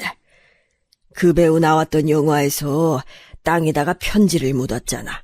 나중에 봐보기로 하고. 그거 무슨 장면인지 기억이 날 것도 같네. 그래서 당신이 그 영화 보고 나서 땅에다가 뭐 묻어놓고 싶다지 않았었어? 나중에 파볼 수 있도록. 그래서 내가 그걸 실천해 왔었어. 내가 선산 땅에다가 뭘 좀 묻어놨거든. 3번 파봤었네. 처음 묻을 때, 다음에 가서 묻은 걸 보충할 때, 그리고 내가 영 가망이 없다는 걸 알게 됐을 때, 내가 죽으면 당신이 거길 파봐. 내 유산이야. 저는 남편이 죽기 전에 별별 사실을 다 밝힌다고 생각했어요. 독특한 구석이 있던 사람이었기에 그런 행위를 했다는 것 자체는 전혀 놀랍지 않았는데요. 저에게 그 위치가 담긴 내용을 편지로 적어서 집에 어딘가에 뒀다는 얘기만은 놀랍게 들었었죠. 그런데 남편이 세상을 떠나고 계속 혼이 빠져서 지냈더니 그걸 잊고 있었던 거예요. 저는 얼른 집을 뒤져보았어요. 책장 아래 어딘가에 있다는 남편의 말을 따라서 그쪽을 찾아보니 편지가 든 봉투가 있었습니다.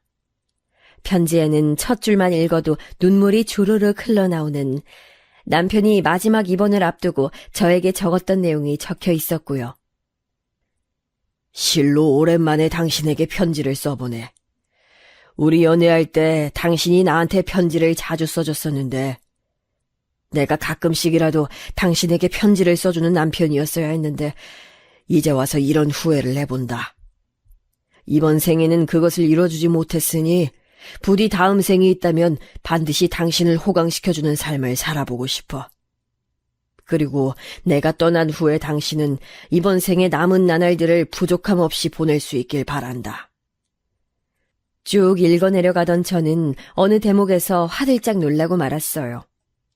남편의 외숙부 되시는 분께서 남편이 투병중이라는 사실을 뒤늦게 아시고 거액을 건네주신 바 있다는 얘기였어요. 당시 외숙부께서도 투병 중이셨을 텐데요. 뿐만 아니라 남편이 적어놓은 내용들을 보고 놀라움을 감출 수 없었던 저는 편지와 함께 있었던 작은 메모지에 적힌 위치로 바로 찾아갈 작정을 했어요. 얼마나 깊이 파묻혀 있을지, 정확한 위치는 바로 찾을 수 있을지 이런 걱정이 들어서 혼자는 가기 꺼려졌는데요. 믿을 수 있는 사람을 떠올렸는데 그건 바로 제 사촌 여동생이었어요. 덩치가 좋은 편이니 힘쓰는 일도 잘할 수 있을 터였고요. 대략 제 남편이 땅에 뭘 묻어놓고 떠났다는 정도로만 설명을 먼저 해줬음에도 제 사촌은 바로 저와 동행해주겠다고 했어요. 언니, 지금 많이 힘들지? 이럴 때 내가 옆에 같이 있어주지 못해서 얼마나 미안한지 몰라. 확 그냥 일 때려치우고 언니한테 가서 한동안 지내다가 올까 이런 생각도 하던 참이었는데 형부가 남기신 선물 찾으러 간다니깐 괜스레 지금 반가운 심정이야. 언니, 내가 내일 차 끌고 언니한테 갈 테니까 준비나 다 해놓고 계셔. 얼마나 고마웠고 말만으로도 힘이 됐는지 모릅니다. 바로 다음날 저는 사촌과 선산 땅을 찾았는데요. 가다가 휴게소에서 쉬었을 때 저는 아들 며느리 얘기를 털어놨어요. 이걸 얘기를 할까 말까 고민을 많이 했는데 커피 한 잔 마시는 동안 저도 모르게 입이 움직이더군요.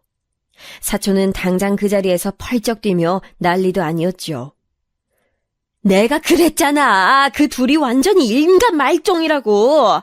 아유 세상에. 그런데 설마 형부 떠나고 나서 그런 쓰레기 같은 생각까지 했을 줄은 몰랐네. 너무 화가 나서 미치겠다며 사촌은 눈물까지 훔쳤어요. 저 대신 울어주는 것만 같아서 제 마음이 너무 짠했습니다. 남편이 알려준 그 위치까지 가는 동안에도 사촌은 계속해서 울분을 쉬이 사귀지 못했는데요. 저랑 같이 열심히 삽질을 하면서 땅을 파는 와중에도 계속 욕을 했을 정도였답니다. 그리고 마침내 뭔가 삽 끝에 틱 걸리는 게 있다면서 사촌이 삽질을 멈췄어요. 제가 그 부름에 얼른 그쪽으로 가보니까 작은 상자가 보였지요. 이거 왠지 어디서 본 것만 같은데.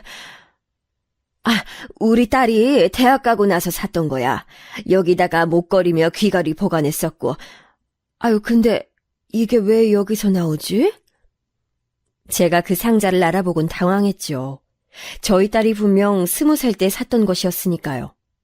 설마 이걸 남편이 보관함으로 활용할 줄은 상상도 못했네요. 상자를 열어본 저는 깜짝 놀라서 얼어붙어 버렸고 사촌은 외마디 비명을 질렀어요. 그 안에 든 건 바로 금이었습니다. 이게 웬 금부치들이야? 언니! 그리고 여기 있는 봉투. 이 안에 다 돈이 들었어! 어머. 아무래도 형부가 재산을 여기다 두신 게 틀림없네. 근데 비닐팩에 따로 뜬 이 봉투들은 뭐지? 이거 편지들 아니야? 남편의 외숙부께서는 췌장암으로 남편보다 1년 더 먼저 돌아가셨어요. 결혼을 안 하셨기에 자식도 없었고요. 남편한테 돈을 꽤 주셨는데 남편은 그걸 이런 식으로 고이고이 보관해둔 모양이었습니다. 사촌이 이게 다 얼마치냐면서 흥분한 목소리로 이런저런 계산을 하고 있을 동안 저는 비닐팩에 들어있었던 편지 봉투들을 살펴봤어요. 상태가 안 좋은 오래된 것들이 대부분이었는데 그건 바로 제가 연애하던 시절 남편한테 써준 편지들이었습니다. 저도 가끔 살면서 옛날 그때의 편지들이 떠올랐었는데요. 살다 보니 흔적도 없이 사라졌고 다시는 찾을 수 없는 유물이라 생각했었어요. 그런데 몇 가지를 남편이 간직하고 있었고 이런 식으로 보관을 해뒀을 줄이야 상상도 못한 것이었어요. 그리고 남편이 저한테 쓴 편지도 3개 있었죠. 그걸 보니까 기억나더군요. 남편은 이곳을 총 3번 파보았다고 했던 것을요. 맨 처음 이곳에 묻을 때, 그 다음번에, 그리고 마지막에 그때마다 남편은 자기가 저한테 쓴 편지를 넣어놨었던 겁니다. 제가 그 편지들을 품에 안고 울고 있을 때 사촌이 저를 잡아 흔들었어요. 언니, 이 상황에서 뭔가를 해야겠다는 생각이 들지 않아? 그 빌어먹을 폐륜 자식 있잖아. 언니가 낳았으되 언니의 자식이라고 부르는 게 맞는지 헷갈리는 그놈. 한 방 먹여주지 않으면 언니는 앞으로 형부를 떠올릴 때마다 가슴 한켠이 답답할걸. 이 유산 그놈한테는 한 푼도 안 주는 건 물론이고 언니가 보란듯이 떵떵거리면서 사는 거 보여줘야지. 안 그래? 사실은 내가 속에 품고 있었던 생각인데 네가 지금 제대로 짚어주는구나. 고마워. 나 혼자였다면 그저 생각 깊숙한 곳에 처박아뒀을 거야. 근데 네가 불을 지펴줘서 진짜로 실행해볼 마음이 들었어. 내가 잘못 키운 자식 내 손으로 응징한다. 저는 남편이 남기고 간 깜짝 보물을 마주하고 나서 굳은 결심을 마쳤습니다. 제대로 일어서 볼 작정이었어요. 제가 하고 싶은 대로 할 계획이었습니다. 저는 우선 아들 며느리 부부를 찾아갔어요. 그리고 간신히 문전박대를 면했네요. 연락도 없이 늦은 저녁에 찾아왔다고 저를 현관문 앞에 세워두고 아들이 얼마나 욕을 해대던지. 어렵사리 집안에 들어갔는데 손자라는 것들은 저를 봐도 본체 만체, 적어도 자기 할머니라면 기본 예의를 차려야 하는 게 있잖아요. 그런데 학교에서 뭘 배운 건지 저를 보면서 키득거리며 웃기나 하고 인사조차 똑바로 하지 않았습니다. 제가 식탁에 가서 앉으니까 며느리는 뚱한 표정으로 물 한 컵을 내어주더군요. 내가 불쑥 찾아와서 미안하구나. 할 말이 있어서 왔단다. 엄만 휴대폰 없어? 있잖아. 전화로 하면 될 일을 가지고. 하여간, 어휴. 우리 아들은 내가 많이 귀찮나 보네. 그럼 내 부탁도 들어줄 수 없는 걸까? 네 아버지 떠나니까 너무 마음이 허하고 적적해서 너희들하고 같이 살고 싶다는 생각이 드는데. 뭐? 엄마 미쳤어? 같이 살긴 뭘 같이 살아? 우린 그럴 생각 죽었다 깨도 없으니까 택도 없는 소리 하지 마세요. 아픈 사람을 너무 오래 돌봐서 그런가. 나도 건강이 예전 같지가 않아. 혼자 살다가 무슨 변고라도 당할까봐 그래서 그래. 나 쓰러지면 누가 병원에라도 데려가줘야 할 거 아니야. 정 그러시면 요양원 들어가시면 되겠네. 알아보는 것 정도는 해드릴 수 있어요. 됐지? 요양원. 그것도 나쁘지 않지. 그럼 내가 요양원 들어가서 지내는 거, 너네가 비용 부담을 해줄 수 있겠니? 이왕이면 난 시설 좋고 평가 좋은 곳으로 들어가고 싶구나. 노망 나셨어요? 치매 왔어? 우리는 먹고 죽을래도 그럴 돈 없으니까 알아서 하세요. 자식한테 물려줄 재산도 많지 않으면서 왜 이렇게 고개 빳빳하게 드시나 모르겠네. 볼일 끝나셨으면 가시든가. 며느리가 불편하다는 눈치를 자꾸만 아들에게 보내자 아들은 그에 화답하며 저를 얼른 쫓아내려 들었습니다. 저는 그 모습을 지켜보며 씁쓸한 웃음만 지었네요. 내가 낳은 자식이라고 해서 내 사람은 아닌 거구나. 이런 서글픈 사실을 받아들이며 저는 아들 며느리 집을 나섰습니다. 사방이 깜깜한 시각이었는데 저한테 조심히 가라고 말도 안 하더군요. 괜히 사람 마음 불편하게 만들고 말이야. 엄마, 다음부턴 그런 얘기 하시기 전에 10번, 100번은 고민하고 말씀해주세요. 듣는 입장에선 난감할 뿐이니까. 그래, 알았다. 그런데 너 정말로 날 이렇게 등한시해놓고도 후회 안 할 자신 있니? 네가 이러면 나한테도 더 이상 넌 최우선순위가 아닌 거야. 제가 차분하게 말을 한 것에 대고 아들은 웃었습니다. 저의 말이 가짠다는 듯 혹은 가당치도 않는다는 듯. 그래서 저는 미련 없이 돌아설 수 있었네요. 어둑한 밤하늘 속의 별을 보며 저 중에 하나는 남편의 넋이 담긴 별이겠거니 이런 생각으로 멈추지 않고 전진하기로 했습니다. 제가 하고 싶은 대로 하는 것을 남편이 지켜보면서 응원해 줄 것 같았거든요. 이튿날 저는 사위에게 연락을 했어요. 어쩐 일이세요? 연락을 다 주시고. 잘 지내셨죠? 차마 연락하기 미안해서 그동안 연락을 못하고 있었는데 내가 꼭 얼굴 보고 하고 싶은 말이 있어서 그래. 나 좀 만나주겠나?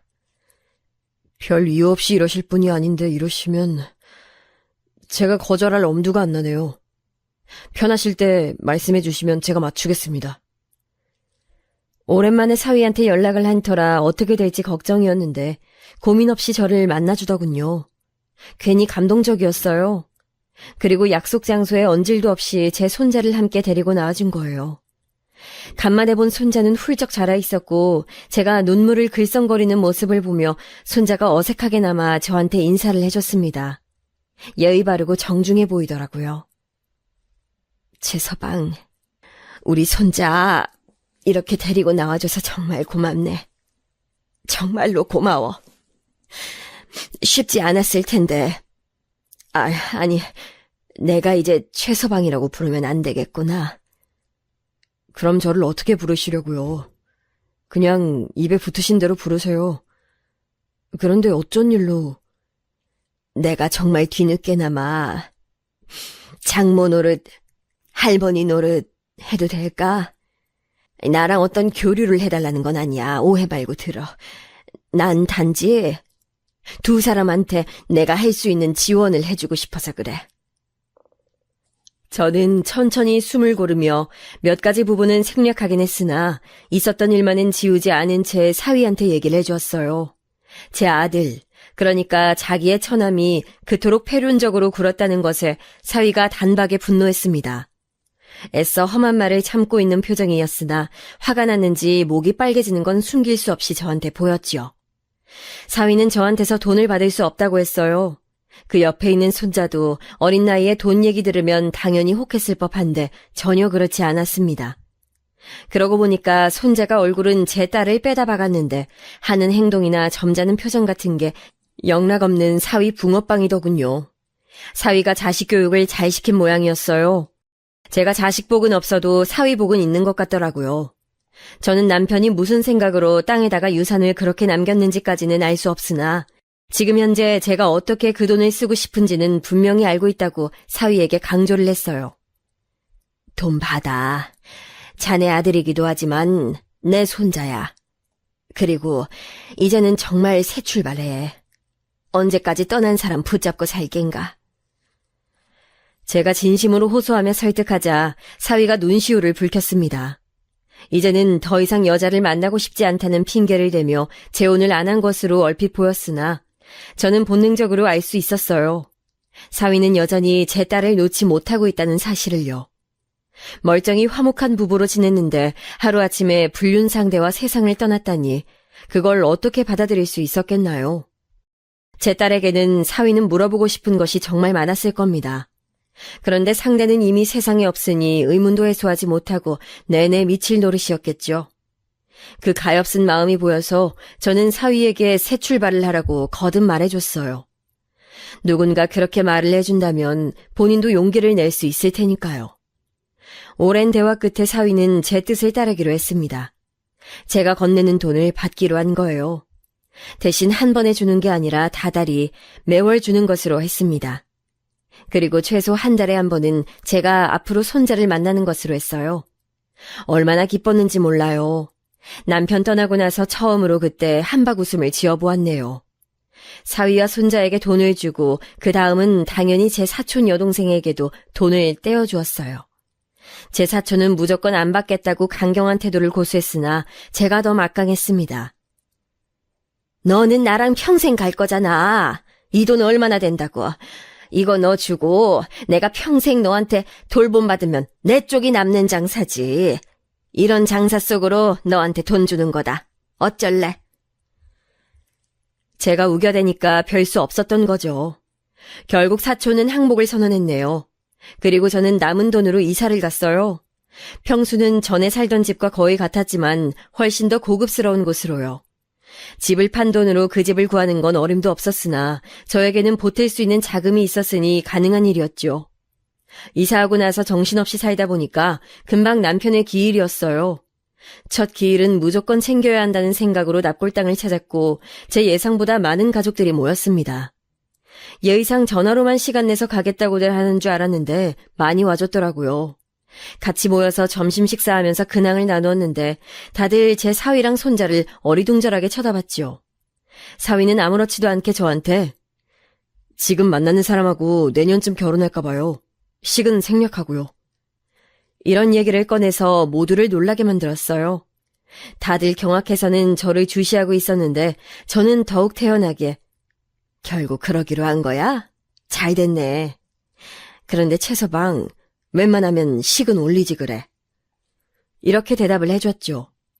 그제서야 다들 참았던 궁금증들을 꺼내면서 어떻게 된 거냐고 난리들이었죠. 남편이 남기고 간 깜짝 보물은 저, 사위, 손자, 그리고 사촌 여동생네 식구들을 제외하면 철저히 비밀이었기에 그 얘기는 끝내 숨겼고요. 대신에 사위가 돈을 크게 벌어들이는 일이 생겨서 좋은 일이 생긴 김에 불미스러운 행적을 남기고 간 제 딸을 용서해주고 저랑 연락도 주고받으면서 지내다가 관계가 회복되었다는 식으로 둘러댔어요. 사촌이 열심히 맞장구를 쳐줬죠.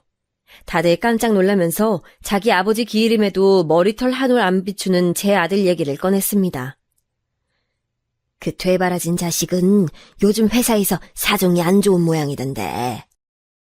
에휴, 그런 때일수록 이런 기일은 더 챙겨야지. 오히려 핑계를 대면서 자리를 빠져? 옛날에는 그렇게까지 글러먹은 놈인 줄 몰랐는데 시간이 지나니까 이렇게 다 드러나네. 수군거리는 걸 저는 그저 듣고만 있었어요. 다들 입이 근질거린 모양이었으니 어떻게든 이야기가 흘러나갈 거라고 생각했는데 역시나였습니다. 누군가 입이 간지러워서 아들한테 연락해서 얘기를 해버린 거예요. 아들이 저한테 연락을 해왔는데 무려 근 1년 만이었죠. 엄마! 매형이었던 놈이 재혼한다면서? 내가 그럴 줄 알았다. 내가 말했지?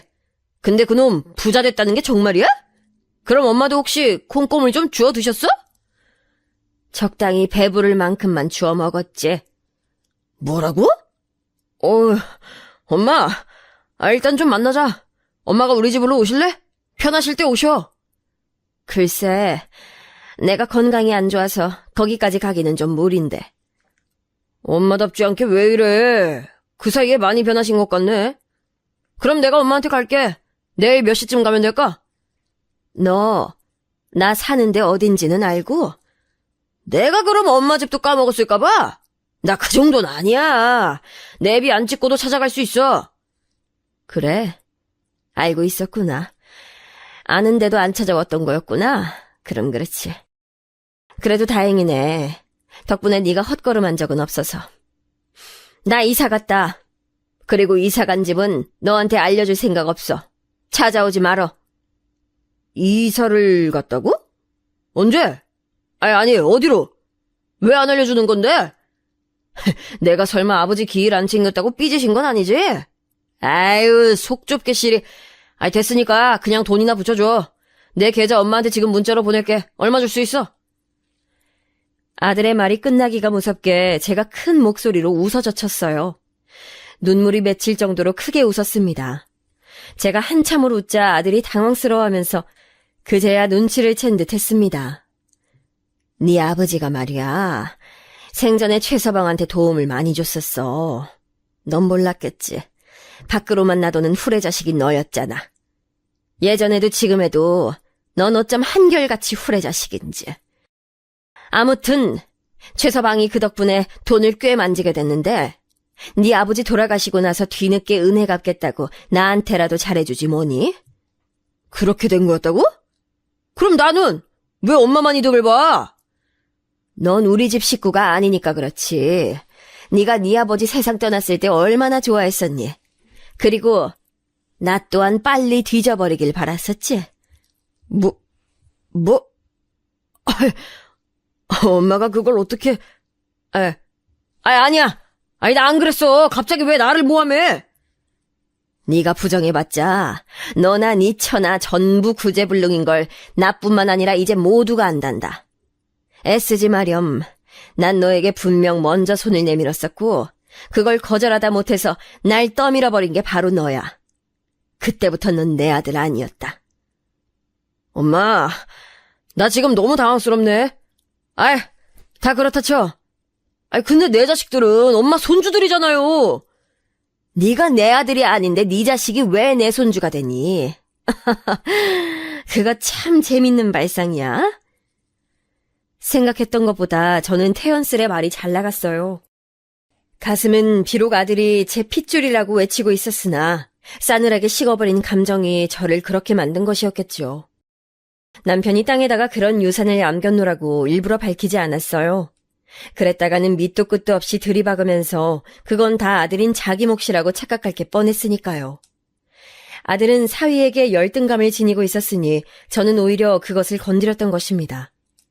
사위가 잘 나가게 됐단 말을 듣고 아들의 속이 얼마나 꼬였을지 안 보고도 화냈죠. 저는 미련 없이 아들의 번호를 차단했습니다. 며느리의 번호도 마찬가지였고요. 아들은 그 후로 사위한테 연락을 했었더라고요. 장인어른 돈으로 성공했으면 처가 식구들한테 공평하게 갚아야 하는 거 아니냐고 따졌다더군요. 그런데 사위가 아들한테 그랬대요. 누구시죠? 저는 처남을 둔 적이 없었습니다만. 아들은 완전히 낭패감에 빠져선 별 수 없이 물러났습니다. 그러더니 몇 주 뒤에 기어이 제가 이사한 집을 알아내서 찾아왔어요.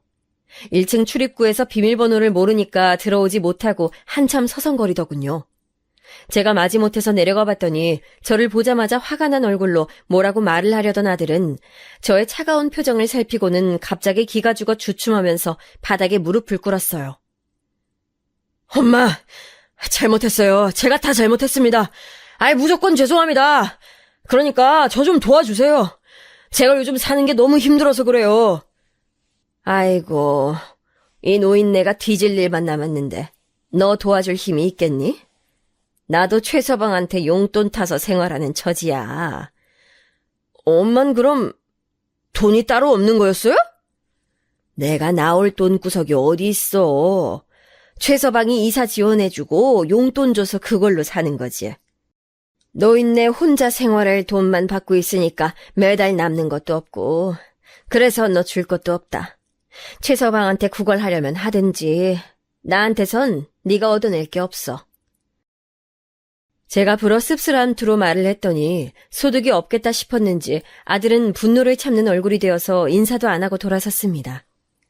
최서방이 무조건 대화의 끝을 자기한테도 돌려놓으라고 저에게 말을 했었기에 저는 그대로 따랐지요.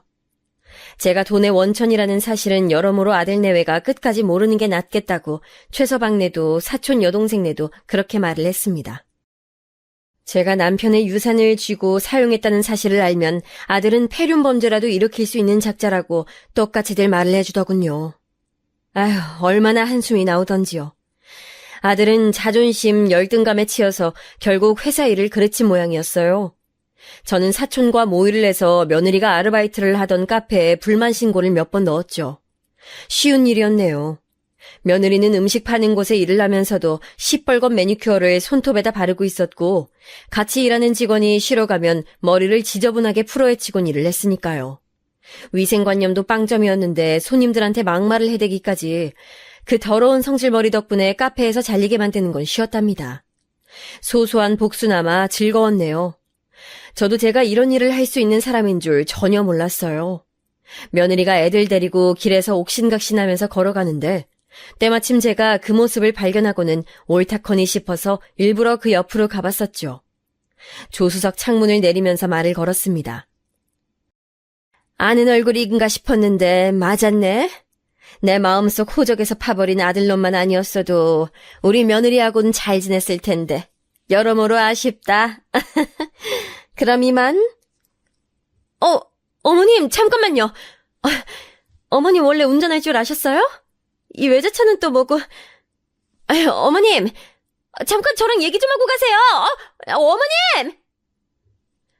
저를 목이 터져라 부르는데 그러거나 말거나 저는 출발해버렸고 거울로 며느리의 모습을 지켜보며 쾌재를 불렀네요. 그 뒤로 아들 내외는 부부싸움을 시작했던 것 같아요. 제가 했던 말이 며느리는 계속 마음에 걸렸던 모양이었죠. 그러다가 서로에게 책임을 전가하면서 아주 개싸움을 벌인 듯 싶었습니다. 둘 다 인성이 개차반이니 싸우는 것도 남달랐나 봐요. 별거를 했다가 말았다가 난리도 아니었대요.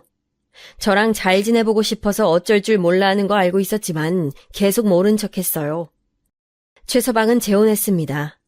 차분하고 성격 똑부러지는 아가씨랑요. 심지어 이쪽은 초혼이더라고요. 그런데 저랑 만나는 것도 전혀 어려워하지 않고 어른 상대를 어찌나 유연하게 잘하는지 갑자기 저한테 예쁜 며느리 생긴 것 같아서 기분이 좋더라고요. 우리 손자도 저한테 얼마나 잘하는지 몰라요.